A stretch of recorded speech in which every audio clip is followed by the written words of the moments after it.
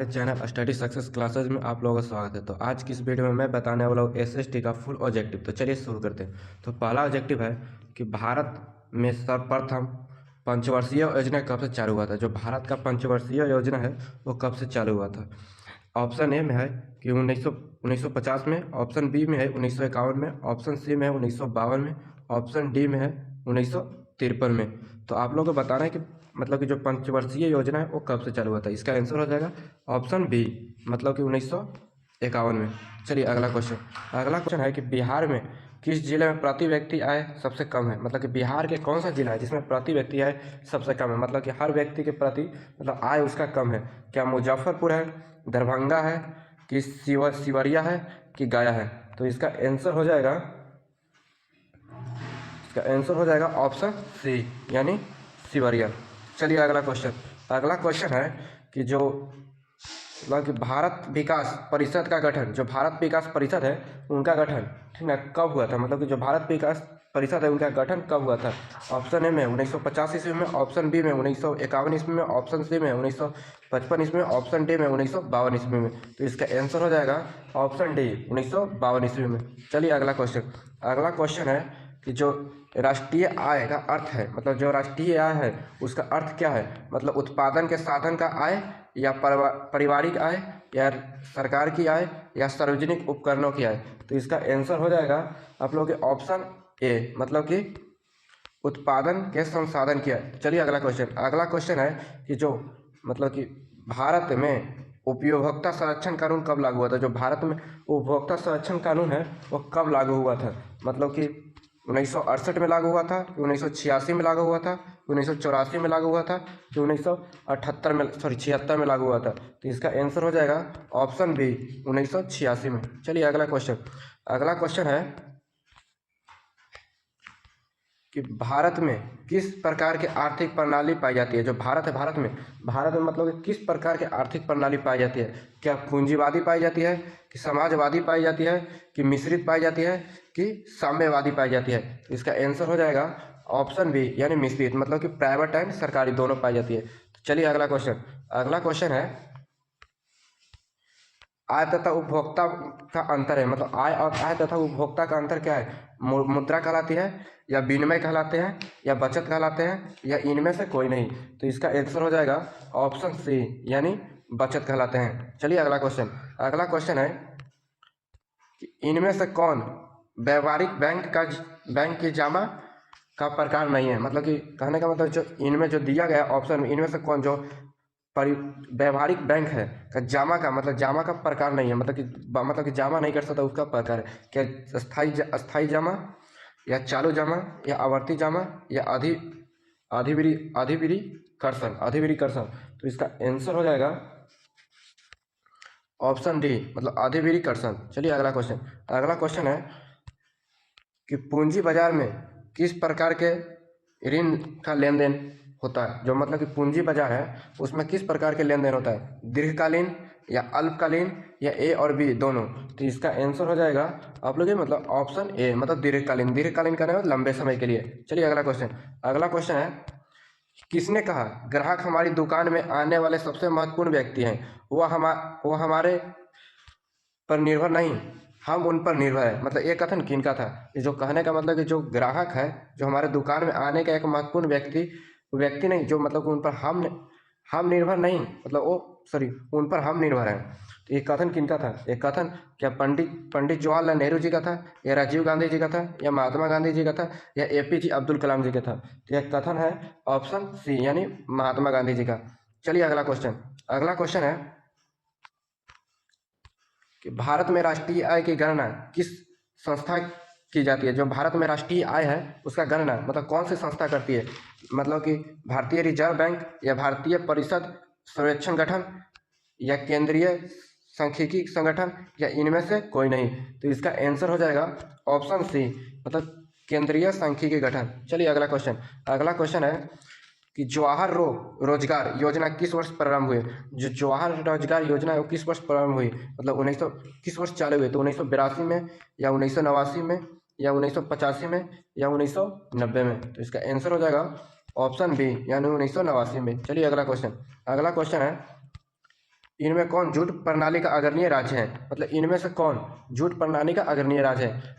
तो इसमें थोड़ा सा क्वेश्चन में गलती है, यहाँ राज्य के जगह पर देश होना चाहिए, यहाँ राज्य के जगह पर देश होना चाहिए, मतलब इनमें से कौन जूट प्रणाली में अग्रणीय देश है। तो ऑप्शन ए में हो जाएगा भारत, ऑप्शन बी में हो जाएगा चीन, ऑप्शन सी में होगा बांग्लादेश, ऑप्शन डी में होगा श्रीलंका। तो इसका आंसर हो जाएगा सी, मतलब बांग्लादेश। चलिए अगला क्वेश्चन, अगला क्वेश्चन है नागार्जुन परियोजना संबंधित है। जो नागार्जुन परियोजना है, जो नागार्जुन मतलब कि बांध परियोजना है, वो मतलब कि किस नदी से संबंधित है, सतलज से, कावेरी से, या नर्मदा नदी, या कृष्णा नदी से। तो इसका आंसर हो जाएगा ऑप्शन डी, यानी कृष्णा नदी से।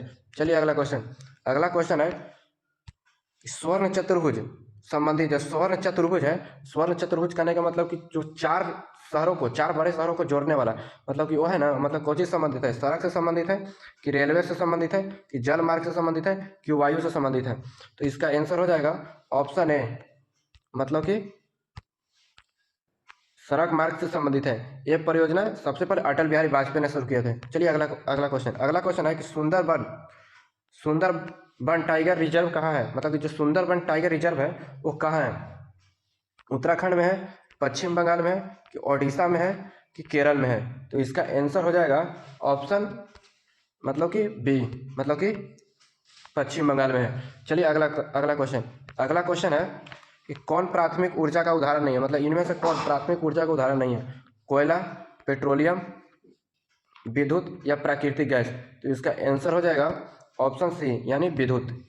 चलिए अगला क्वेश्चन है जो चावल है, चावल मतलब जो चावल है, चावल क्या है, जायद फसल है, रबी फसल है, या खरीफ फसल है, या इनमें से कोई नहीं। तो इसका आंसर हो जाएगा ऑप्शन सी, जायद है, सॉरी खरीफ फसल। चलिए अगला क्वेश्चन है कि ऑपरेशन फॉल्ट का दूसरा नाम क्या था, जो ऑपरेशन फॉल्ट था उसका दूसरा नाम क्या था, हरित क्रांति, पीली क्रांति, नील क्रांति, या श्वेत क्रांति। तो इसका आंसर हो जाएगा ऑप्शन डी, यानी श्वेत क्रांति। चलिए अगला क्वेश्चन है कि जो भारत के इन राज्यों में कौन सा कोयले का सबसे मतलब कि बड़ा उत्पादन राज्य है, मतलब कि भारत में इन राज्यों में जो राज्य दिया गया उनमें से कोयला का उत्पादन का सबसे बड़ा राज्य कौन है, झारखंड है, पश्चिम बंगाल है, कि ओडिशा है, कि छत्तीसगढ़ है। तो इसका आंसर हो जाएगा ऑप्शन ए, मतलब कि झारखंड। चलिए अगला क्वेश्चन है भारत का सबसे बड़ा भारत का बस है लंबा बांध कौन सा है, मतलब कि भारत में बस है, जो भारत में बसा हुआ सबसे लंबा बांध कौन सा है, भाखड़ा नागल बांध है, हीराकुंड बांध है, कि नागार्जुन बांध है, कि टिहरी बांध है। तो इसका आंसर हो जाएगा ऑप्शन बी, मतलब हीराकुंड बांध। चलिए अगला क्वेश्चन है पूर्व मध्य रेलवे का मुख्यालय कहाँ है, जो पूर्वी मध्य रेलवे का मुख्यालय कहाँ है, कोलकाता में, लखनऊ में, हाजीपुर में, या मुंबई में है। तो इसका आंसर हो जाएगा ऑप्शन सी, यानी हाजीपुर।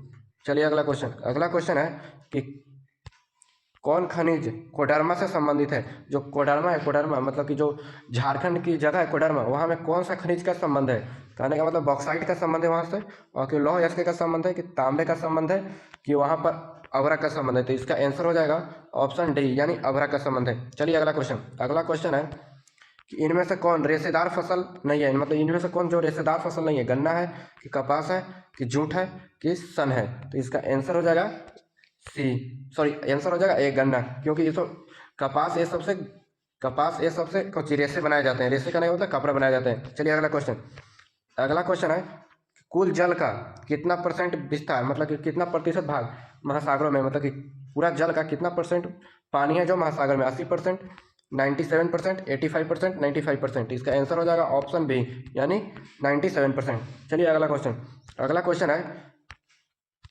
कि बिहार का किस नदी पर नदी घाटी परियोजना है, मतलब बिहार के किस नदी पर नदी घाटी परियोजना है, ये आपको बताना है। क्या सोन नदी पर है, गंडक नदी पर है, पुनपुन नदी पर है, या कोसी नदी पर है। तो इसका आंसर हो जाएगा ऑप्शन सी, यानी पुनपुन नदी। चलिए अगला क्वेश्चन है गेहूं फसल है, मतलब गेहूं कौन सा फसल है, खरीफ फसल है, जायद फसल है, रबी फसल है, इनमें से कोई नहीं। तो इसका आंसर हो जाएगा ऑप्शन सी, मतलब रबी फसल। चलिए अगला क्वेश्चन है कि हीराकुंड परियोजना है वो किस नदी पर है, गोदावरी नदी पर है, चंबल नदी पर है, कृष्णा नदी पर है, या महानदी पर है। तो इसका आंसर हो जाएगा ऑप्शन डी, यानी महानदी पर। हीराकुंड मतलब कि सबसे लंबी परियोजना है। चलिए अगला क्वेश्चन है कि जमन तेल शोधन कारखाना किस राज्य में संबंधित है। मतलब कि जामन नगर जो है ना, जामन नगर जो जेल शोधन कारखाना है वो किस मतलब कि किस राज्य से संबंधित है।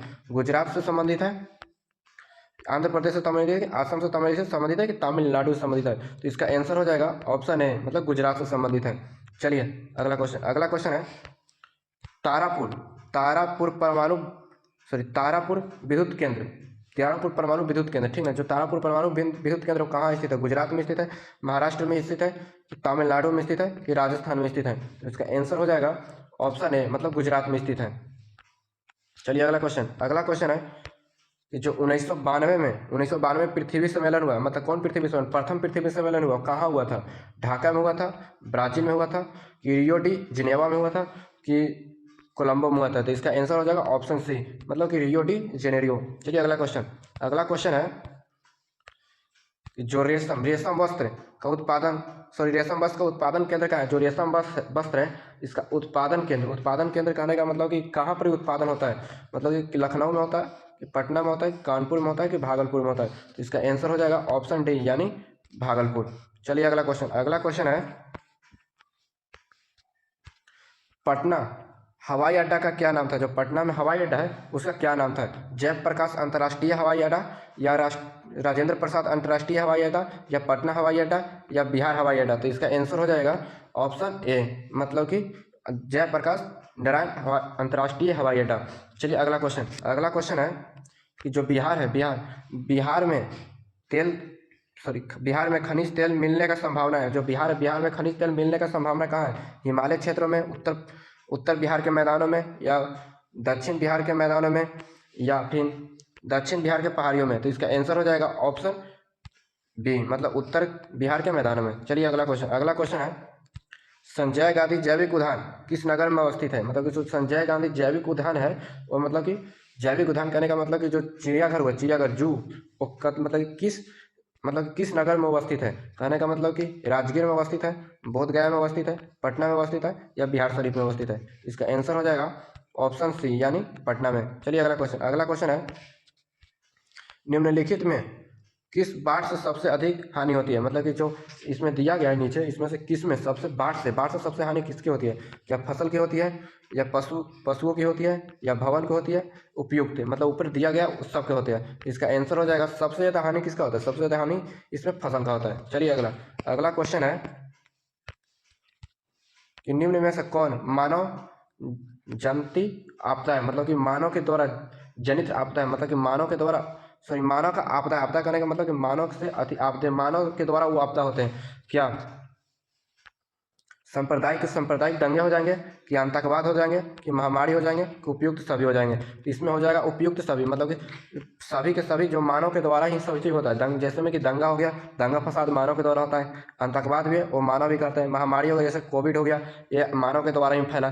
चलिए अगला क्वेश्चन है कि बिहार का कौन सा क्षेत्र बाढ़ से प्रभावित है। जो बिहार का है ना, वो कौन सा क्षेत्र बाढ़ से प्रभावित है? उत्तरी बिहार प्रभावित है, दक्षिणी बिहार प्रभावित है, पूर्वी बिहार प्रभावित है, या पश्चिमी बिहार प्रभावित है। तो इसका आंसर हो जाएगा ऑप्शन ए, मतलब उत्तरी बिहार करने का मतलब जो मिथिलांचल वाला एरिया हो गया, वो मैथिली जो मिथिलांचल एरिया वो सब मतलब कि बाढ़ से प्रभावित है। चलिए अगला क्वेश्चन है भूकंप केंद्र के उद्भव पृथ्वी पर स्थित केंद्र कहलाता है। जो भूकंप का केंद्र का उद्भव है ना, मतलब जहाँ से मतलब कि भूकंप उत्पन्न होता है, वो पृथ्वी के स्थिर केंद्र को कहा जाता है। मतलब स्थिर केंद्र को क्या कहा जाता है ये बताना है आपको। मतलब कि भूकंप ही केंद्र कहा जाता है, अधिक केंद्र कहा जाता है, अणु केंद्र कहा जाता है, या इनमें से कोई नहीं। तो इसका आंसर हो जाएगा ऑप्शन बी, यानी अधिक केंद्र। चलिए अगला क्वेश्चन है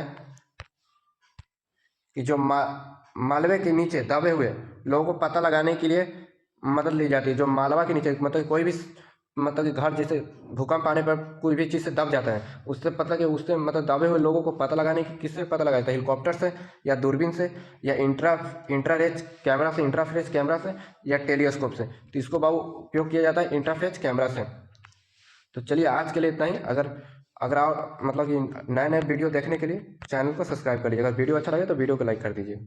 चलिए मिलते हैं आपसे अगला क्लास में, तब तक के लिए धन्यवाद।